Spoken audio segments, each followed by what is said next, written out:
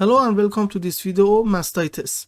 Mastitis is inflammation of breast tissue and is one of the causes of breast pain, and in this video we are going to talk about everything that you need for your board examination. So now let's understand what is mastitis and what can be cause of mastitis.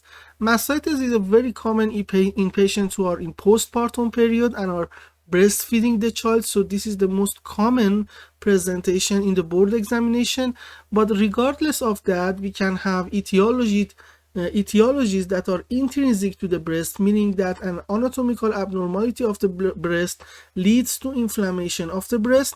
And we can also have extrinsic causes, meaning that, for example, infection of adjacent organs, for example cellulitis, leads to mastitis. And also note that in postpartum period, due to the fact that we have a stasis of the milk in the breast tissue, we can have a mastitis.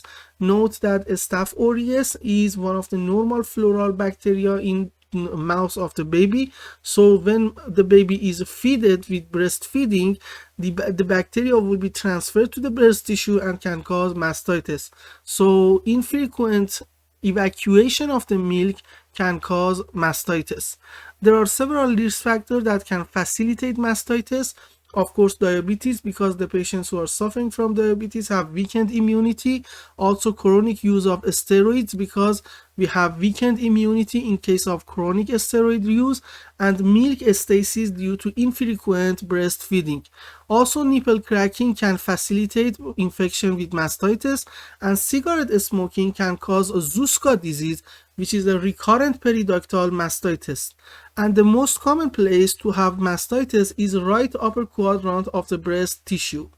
Now, what are the signs and symptoms of mastitis? First of all, note that since this is an inflammation, the signs and symptoms that we are going to see are general signs and symptoms of inflammation. So the patient can have malaise, headache, nausea and vomiting, as well as high-grade fever. The grade should be above 39 degrees.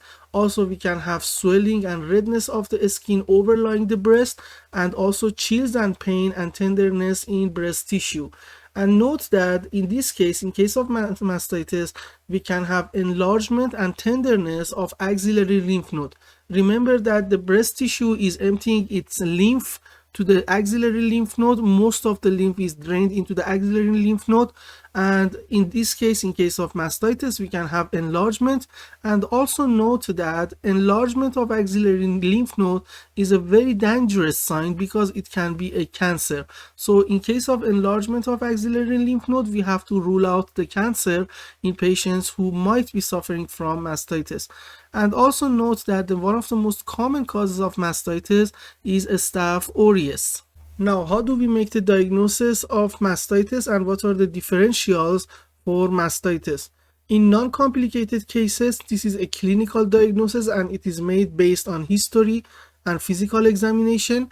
First of all, note that the history, for example, if the patient is a breastfeeding mother, this is a very good clue that the patient is suffering from mastitis.